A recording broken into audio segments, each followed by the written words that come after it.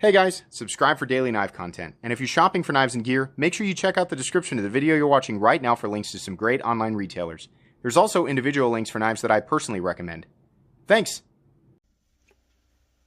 What's going on YouTube? Metal Complex here, and today I want to talk about what makes a great knife design. What does that mean? What makes some knives better than other knives? But in my opinion, right? I mean, it's going to be my opinion. That's all this is going to be. Just earlier today, I did a video of my top 20 or the top 20 greatest folding knives in existence, in my opinion, right? It's impossible for me to be so robotic that I can basically exclude all bias from any of the videos. I can't, nobody can do that. We're human beings, right? It's based on the stuff that I have handled, that I have experienced, right? I don't have extensive use experience. I'm a regular guy. I like to carry my knife and get it out when I need to do a knife thing and then put it away, right? Most of us are like that. If you're a specialty knife user, you have a occupation that demands something very specific from your knife, and you're going to be able to speak better on that experience, right? And how certain designs translate to use, right? Maybe you are a collector with much more experience than me. Maybe you're a machinist or somebody who works, in a huge shop where they make knives. Maybe you are a custom knife maker, right? All these different examples are people that are going to know much better than me in different scenarios. And I'm not going to claim for a second that I know better than anybody else. All I can do is give you guys my opinion on all the stuff that I've handled. As somebody who is an enthusiast, is somebody who is a collector, and somebody who does like to use knives. And I have a very basic understanding of knife steel composition. I have my own opinions on what materials to expect at a certain price range, but I also have a pretty good grasp on, how much work seems to go into a knife at different price points. There are definitely some base level, some foundational things that I pick up on, after handling a knife where I'm like, that is a good feature. That's a good design. And this is going to be, by the way, buckle up, because this is going to be a lot. If you're new to my channel, welcome. Welcome. I'm glad that you're here. I do long videos. I have no idea how long this is going to be. I generally just ramble, and whatever comes out, right? Very little editing. But yeah, I have laid out here all knives that I consider to be excellent designs. Excellent designs for what? Define that, right? For EDC, for hard use, for tactical scenarios, for, this or that. It's just basically what I mean when I say a good design is when I look at this knife, when I pick it up and I handle it, what do I think the intended purpose was, right? Was this made to be more of an outdoor hard use style knife? Was it made to be more of a laser beam sort of precision slicer? Was it made to be sort of this ultra, sort of luxurious exotic design? And how does that idea translate to what it came to be? How organic does it feel? How well do I think it will do in these hypothetical scenarios based on, again, sometimes my own limited experience, right? So this information is going to be helpful for some people and not helpful for people who, again, have professional experience in any of these different areas that I'm talking about. We're going to dive into this. But I felt like, because I did that top 20 greatest of all time video, I was like, I should maybe explain this a little further for people who care, right? Thanks so much to my generous patrons who are supporting me right now. You can find a link for my Patreon right down in the description. And please make sure to follow me on Instagram at metal_complex. Not every single knife is going to be, talked about in great detail out here today. I've reviewed all of these. You can go back and find the reviews. I'll just name them real quick. Spyderco Shaman, Benchmade Mini Crooked River, the Civivi Ortis, Civivi Praxis, Spyderco Para 3, Demco 8020 in titanium, Herman Slim, which you can only get at Polish Custom Knives, another Demco 8020 in G10, the Hinder XM18, the Doug Ritter RSK MK1 G2, Knifeworks exclusive, and of course the Sharp by Design Evo Typhoon. These were not all the knives that were included in the list. It's just some examples here. What makes a good design? Basically, I think a lot of you know what I'm talking about when it comes. I mean, the first thing that we do when we get a new knife, or when we're not necessarily when we get it in hand, but when we're just looking at it, right? You comb over the materials, right? What's it made out of? In this case, Ritter RSK MK1 G2.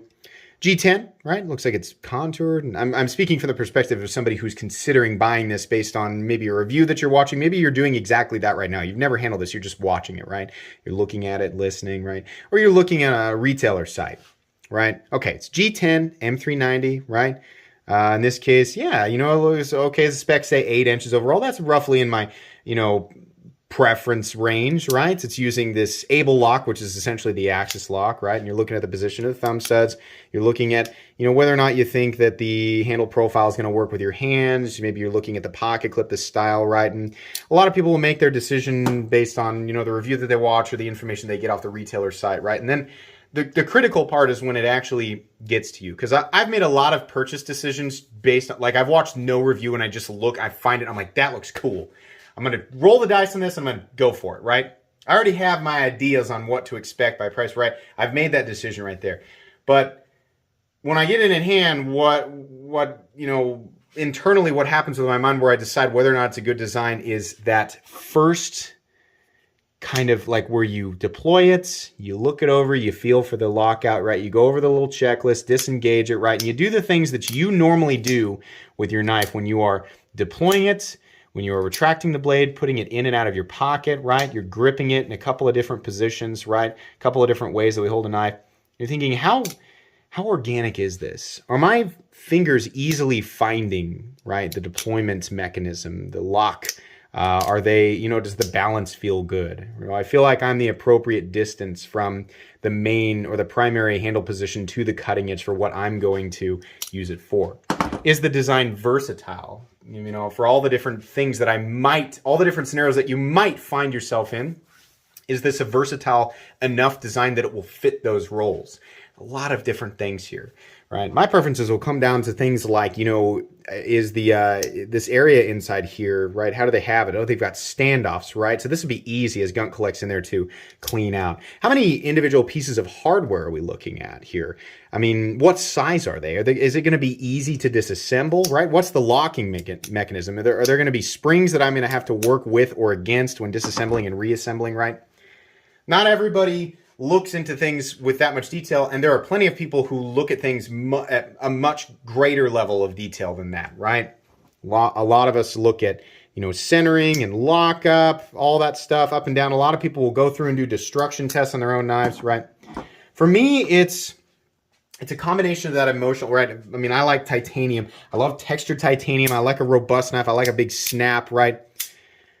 But I also, think about beyond just organic hand positions, like the positioning of little things, right? There's nothing that makes me more frustrated than when a knife has a thumb stud and it's just placed in its effing stupid spot, right? And I'll look at sometimes, like, for example, this is the AD20, but let's talk about the XM18. And I'm not going to say, I promise I'm going to justify this. The XM18 does not have a thumb stud that's placed optimally, and a lot of people point that out. But there's a reason for it. The reason is because its primary purpose is as an external stop. So when I think about that, and from experience, I've found that, yeah, knives with external stops, they do add that extra support, right? That lateral, like if you're going to do some kind of wiggly cuts, or maybe if you're going to, you shouldn't be, but if you're going to pry, right? On a knife that's got a big, robust design, you've got these extra bracing points. There's 3 points of contact versus just 2 if it's just going to interact with the stop pin. And by the way, the stop pin is really there for the closed position on this knife, not the open position. It looks like it contacts it, but it doesn't. So in this situation, I'm like, okay, that makes sense, right? The flipper tab, gosh, that's kind of hook-shaped and sharp, right? The landing zone, okay. But the flipper tab, again, was designed primarily as the finger guard right here. They do make hinder knives without flipper tabs, right? The jimping, while it is sharp, it certainly does, provide a good amount of traction. In fact, this whole surface right here, yeah, you're locked in, right? So design elements right there that are not initially like, initially it's like, I don't know if I, but then when you realize that it has there's a different reason, right? So it's not necessarily like the combination of those two things is perfect, right? Or that it can't be done better. But there's a reason for it. I get really upset when there's just a thumb stud in some dumb place, right? There's an example of a knife that I really love that's definitely, I do consider the Para 3 to be one of the greatest folding knives of all time. The original pocket clip position for the stock clip, this is not the stock clip, the original position for the clip is stupid. It's stupid, and I'm not the only one who thinks that. They prioritize this freaking, everybody knows this, right? I've said this a billion times on the channel. The pocket clip, I don't like shallow clips. I'm okay with medium depth of carry and deep carry. Shallow clips, I don't want this much of the knife hanging up out of my pocket, which is actually, I'm kind of joking around here, but the original position of the pocket clip, the standard position, it has so much of the knife sticking up out of your pocket because it's not deep carry and it's mounted so low. It's dumb. That's just a bad design element. You got it. Now, the nice thing is that the Para 3 has so many other excellent design elements that when I sort of average everything out together, I'm like, for the price of 20 bucks, I can get a pocket clip from MXG that works perfectly, right? Even considering the stupid original position of the pocket clip on the Para 3, the rest of it is so good, right? The ergonomics, the position of the thumb hole, right? This ramp back here in combination with the choke up position, the blade profile, all that stuff. Even with the bad position of the pocket clip, the Para 3 is an extension of my hand, right? It's great. Positioning of things, detent strength in relationship to the flipper tab, right, on a flipper knife, or the shape of the flipper tab, right, the landing zone. Basically, you know, between all human beings, right, if you're going to manipulate a knife, not to exclude people who have, you know, physical disabilities, but for those of you who have full use of your hands, right, you're confined to the limitation of your hand when it comes to manipulation of the knife, right? That's the primary part of your body that you're going to use to manipulate your knife, right? Maybe some people use their feet, you know, but like when I use a knife, I use my hands. That's what I'm saying. So the knife has to work with the human hand. The knife should be able to be gripped securely and comfortably with the human hand. You should not be ultra confined into a specific spot. Now, sometimes confinement, you know, it's going to be more or less the case with people who have larger or smaller hands, obviously. But my opinion of good ergonomic lines are lines that lock you in but give you a certain amount of freedom, because not every task requires this grip, right? Not every task requires this grip. Not every task requires this grip. But man, in terms of, you know, ergonomics, the Spyderco Shaman, it's accommodating for all that stuff. Choke back, choke up, your draw cut, right? Your sort of pinch if you're getting into a box, your reverse grip choked up for whatever reason. It's so comfortable, right? So when I look at the Spyderco Shaman, I think that the handle design is wonderful. And also to, you know, add on top of that, because a lot of people say, well, just feeling it in hand versus actually using it are two different things.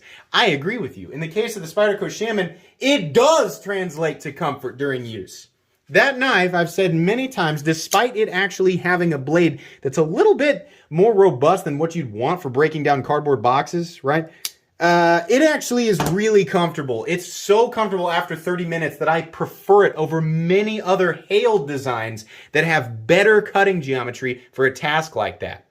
I spent 2 separate 30-minute periods breaking down cardboard boxes. These pictures are on Instagram, by the way. You can go back and look at them. I did this with the Opinel here more recently, and then further back, I did this with a Rex 45 Shaman.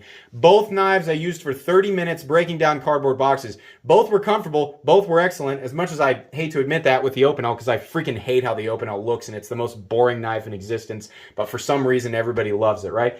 That's a great knife for breaking down boxes. There are better knives out there for doing that, right? But the funny thing is that the ergonomic lines on the Shaman are so good and so comfortable that despite the fact that the Shaman has a way more robust blade that definitely does create more drag than the Opinel, the Opinel 8 is what I was using, it was more comfortable. My hands were less fatigued after 30 minutes.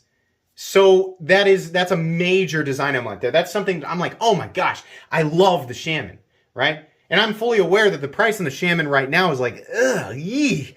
But after knowing that, experiencing it, it's like, man, but there's nothing else out there that I've quite had that experience with, right? Talk about amazing budget knives like the Ortus. Of course, this is amazing. First off, because it exhibits, you know, qualities that used to be exclusive to a much higher price point. These tolerances, the detent, right? The surface smoothness on the inside of the pivots, right? Little things like making sure this area is cut out and chamfered down so that the disengagement is comfortable. Flipper tab is comfortable, right? Positioning of the opening hole so you can do the different flicks, or if you want to like pinch open it or whatever. Little tiny things like that. There are so many crap designs out there where it's just slapped together materials, right? You can take properly heat-treated M390, right? And you can have good tolerances. You can have, you know, titanium. You can have all that stuff, right? fall shut action, great tolerances, titanium, M390, flipper-on bearings, right? It sounds like I'm describing a pretty cool, popular knife. But then if the positioning of everything, right, let's say it's the flipper combination thumb stud opener, right, or it's got a choke up position, or let's say they cram your fingers into it, or they do the thing that they do with the, do I have it? I don't think I have it here with me.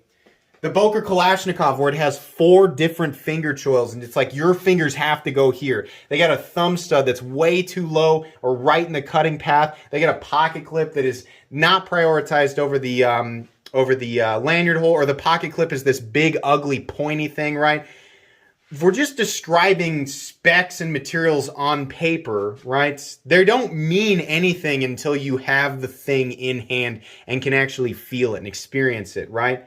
So then step 1, feeling experience. Yeah, this feels good. It's in it, right? Fidget factor, check, right? This feels good to kind of play around with. And then, of course, for a lot of people, the ultimate test is, does all of that translate to convenient and comfortable use over a long period of time, right?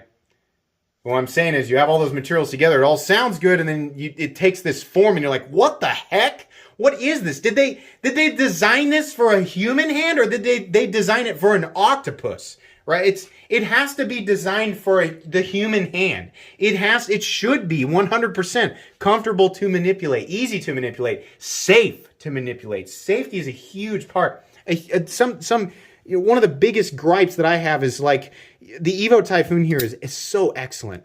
The blade to handle ratio is so good, and the blade, like they have all these straight lines here, right? The knife has such a beautiful aesthetic.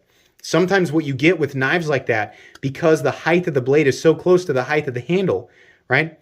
They sink it in here so low so that the profile is just so good. It's so pocket friendly. But what happens is the blade ends up so close to the back here that you can touch it. So in some situations, you reach into your pocket. If your finger glides along the spine here, you can cut yourself. And I've definitely done it. That's a problem on the Chavez Liberation 229, not the Ultramar 229, the Liberation 229.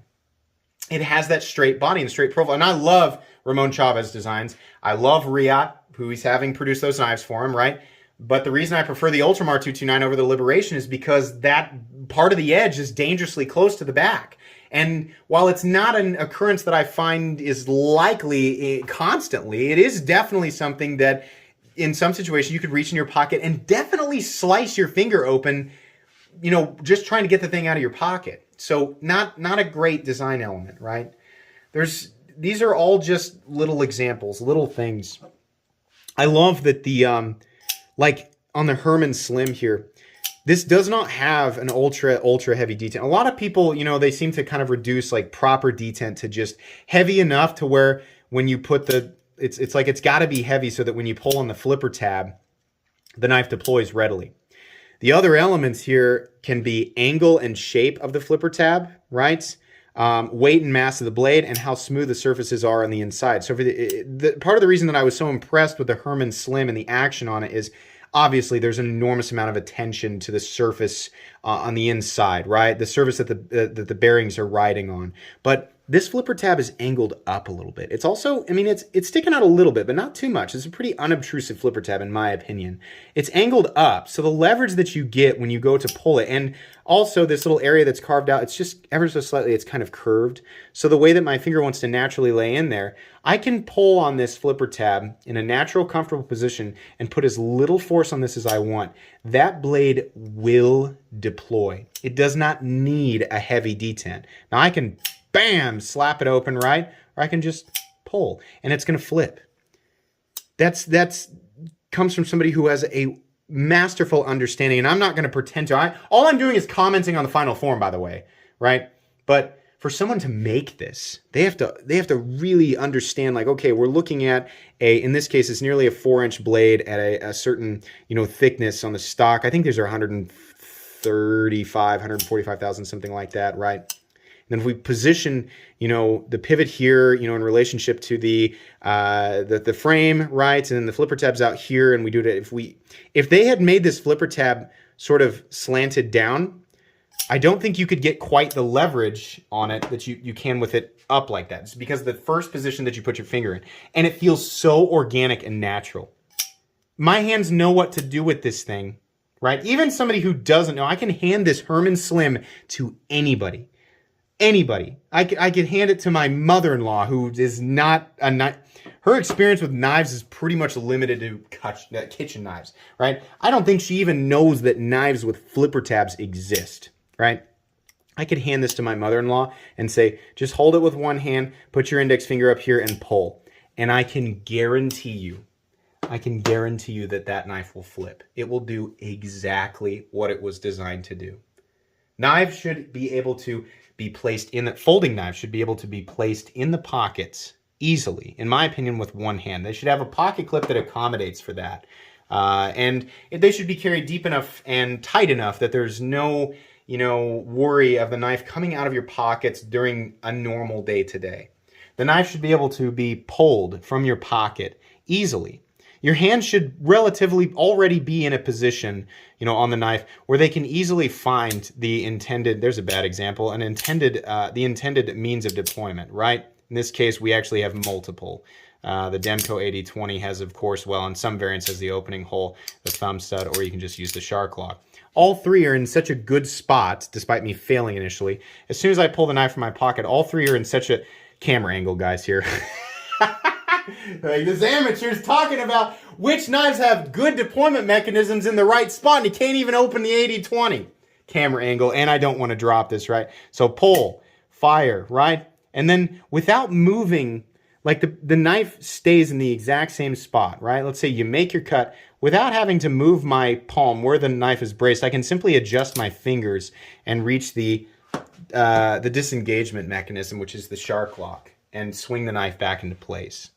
I don't think, and now again, I'm not a knife maker, I don't think Andrew Demko could have positioned all of this stuff in a better spot, considering what he was trying to create here.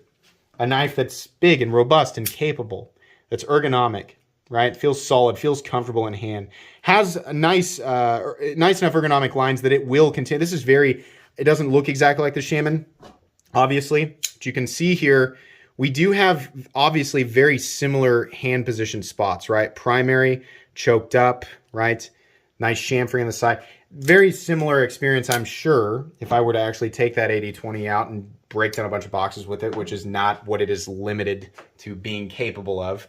I'm sure I'd have largely the exact same experience, despite that thing being even thicker than the Shaman. Now, I'm not trying to make a case like the Demko 8020 is made so well that it's the optimal box breakdowner tool, right? No, I'm just saying that considering what I might do with a knife, right? My rules for what makes a good design: placed in the pocket easily, pulled from the pocket easily, organic positions for the opening mechanism, easy to deploy, easy to manipulate, lots of different comfortable hand positions, right? Ergonomic freedom, good enough cutting geometry that it's going to, make short work of general EDC tasks, but also may be capable of things outside of that. And there's a million variables there with different blade steels, blade geometries, right? All the different grinds and finishes and stuff like that. But generally speaking, is it going to do what I need it to do conveniently, quickly, easily?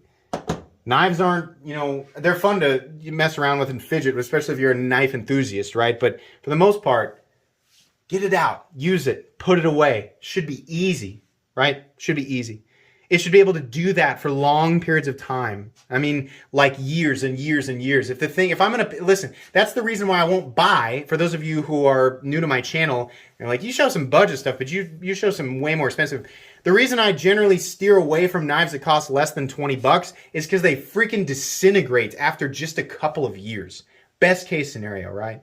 I know there's going to be time. I've had my Smith & Wesson Extreme Ops Black Tanto rescue knife for 10 years and it's the best knife, blah, blah, blah. I'm going to guess that you probably haven't experienced much outside of that knife. If that's been working for you, great. But I can almost guarantee that that thing's flopping around. It's probably got screws loose, right? The edge is definitely dull if you've actually been using it. If it's been sitting in a drawer for 10 years and you haven't used it, then it's probably okay, right? But a knife like that is a junker gas station knife. It's going to fall apart. The people who designed it, and especially the people who manufactured it, don't care about the longevity of it. It doesn't cost that much to make. Those things are generally synonymous with each other.